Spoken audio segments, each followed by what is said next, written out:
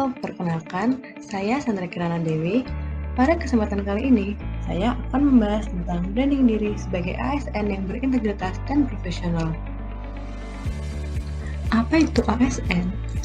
Menurut Undang-Undang Nomor 5 Tahun 2004 tentang Aparatur Sipil Negara, aparatur sipil negara atau yang disingkat dengan ASN adalah profesi bagi pegawai negeri sipil dan pegawai pemerintah dengan perjanjian kerja yang bekerja pada instansi pemerintah.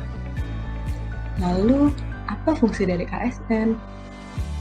Fungsi ASN ada 3. Yang pertama, ASN sebagai pelaksana kebijakan publik. Kemudian, ASN sebagai pelayan publik, dan ASN sebagai perekat dan pemersatu bangsa.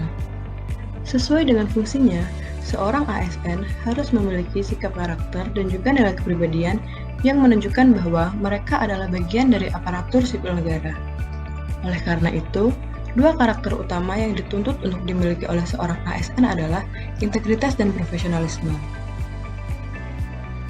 Karakter utama yang pertama yaitu integritas. Integritas merupakan kepatuhan dan ketepatan tindakan, serta ucapan seseorang terhadap nilai moral dan juga etika.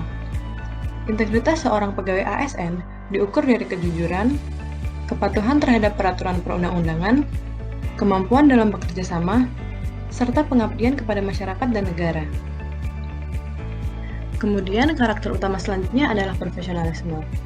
Profesionalisme memiliki definisi bekerja secara tuntas dan juga akurat atas dasar kompetensi terbaik dengan penuh tanggung jawab dan komitmen yang tinggi.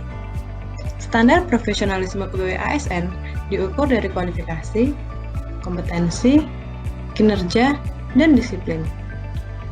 Menjadi ASN dan mengabdi kepada negara tentunya bukanlah merupakan hal yang mudah. Banyak isu yang harus dihadapi, salah satunya korupsi. Korupsi merupakan salah satu kata yang cukup populer di masyarakat dan telah menjadi tema pembicaraan sehari-hari. Namun, ternyata masih banyak masyarakat dan penyelenggara negara yang belum mengetahui apa itu korupsi. Dari berbagai jenis korupsi yang telah diatur dalam undang-undang, gratifikasi merupakan suatu yang relatif baru dalam penegakan hukum tindak pidana korupsi di Indonesia. Pengertian gratifikasi menurut pasal 12B Undang-Undang Nomor 20 Tahun 2001 adalah pemberian dalam arti luas, yakni meliputi pemberian uang, barang, rabat atau diskon, komisi, pinjaman tanpa bunga, tiket perjalanan, fasilitas penginapan, perjalanan wisata, pengobatan cuma-cuma, dan fasilitas lainnya, baik yang diterima di dalam negeri maupun di luar negeri, dan yang dilakukan dengan menggunakan sarana elektronik atau tanpa sarana elektronik. Gratifikasi akan dianggap sebagai suap ketika gratifikasi tersebut diterima oleh pegawai negeri atau penyelenggara negara yang berhubungan dengan jabatannya serta berlawanan dengan kewajiban atau tugasnya. Berikut merupakan contoh kasus gratifikasi. Yang pertama, ada kasus gratifikasi oleh Pemkab Jatuh, selanjutnya kasus gratifikasi oleh mantan Dirut Jasindo, dan kasus gratifikasi yang dilakukan oleh 2 pejabat BPN. Gratifikasi dilarang karena mendorong pegawai negeri atau penyelenggara negara untuk bersikap tidak objektif, tidak adil, dan tidak profesional. Sayangnya, sebagian besar orang menganggap bahwa gratifikasi merupakan suatu hal yang wajar. Salah satu kebiasaan yang berlaku umum di masyarakat adalah pemberian tanda terima kasih, baik dalam bentuk barang atau bahkan uang, atas jasa yang telah diberikan oleh petugas. Hal ini dapat menjadi suatu kebiasaan yang bersifat negatif dan dapat mengarah menjadi potensi perbuatan korupsi di kemudian hari. Lantas, apa yang harus saya lakukan jika saya menerima gratifikasi? Jika Anda memiliki posisi sebagai penyelenggara negara atau pegawai negeri dan Anda menerima gratifikasi, maka langkah yang terbaik yang bisa Anda lakukan adalah menolak gratifikasi tersebut secara baik sehingga sedapat mungkin tidak menyinggung perasaan pemberi.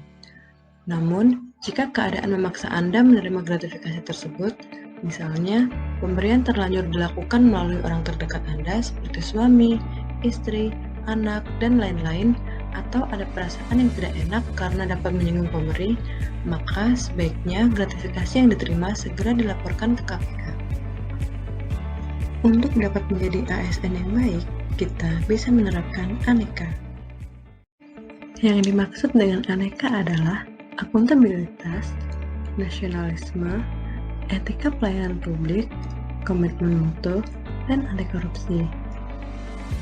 Sebagai ASN, penerapan akuntabilitas dapat berupa bertanggung jawab dalam menyelesaikan tugas tepat waktu, mematuhi aturan dengan sebaik-baiknya, dan tidak menyebarluaskan informasi yang bersifat rahasia. Memiliki sikap nasionalisme juga diperlukan oleh seorang ASN. Contohnya, tidak membeda-bedakan siapapun berdasarkan agama, golongan, ras, maupun suku. Menjaga harkat dan martabat negara dalam melakukan aktivitas sehari-hari. Menjunjung musyawarah dalam mencapai kata sepakat, serta setia dan loyal kepada Pancasila sebagai ideologi negara.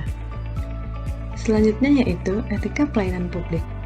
Sebagai seorang ASN, kita memiliki etika yang wajib dilaksanakan, antara lain, setia dan taat sepenuhnya kepada Pancasila dan Undang-Undang Negara Republik Indonesia 1945, serta segala peraturan perundang-undangan. Menjunjung tinggi kehormatan negara, pemerintah, dan martabat PNS. Mengutamakan kepentingan negara, melaksanakan tugas kedinasan dengan penuh pengabdian, kesadaran, dan tanggung jawab. Bekerja dengan jujur, tertib, cermat, dan bersemangat, serta memberikan pelayanan sebaik-baiknya kepada masyarakat.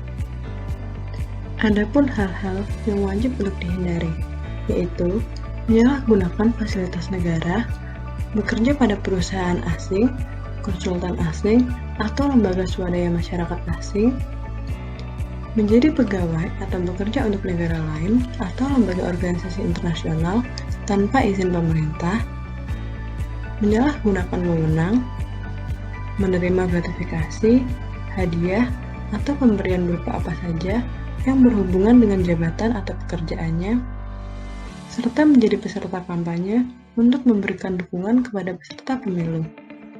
Kemudian, komitmen mutu yang bisa diterapkan oleh ASN berupa memberikan kemampuan yang terbaik dalam bekerja, mengedepankan efisiensi dan efektivitas dalam bekerja, serta berusaha menciptakan kreativitas dan inovasi dalam bekerja. Sikap terakhir yang dapat diterapkan yaitu sikap anti korupsi, meliputi disiplin dalam segala aspek ketika mengerjakan sesuatu dan menjunjung tinggi integritas. Sekian, terima kasih.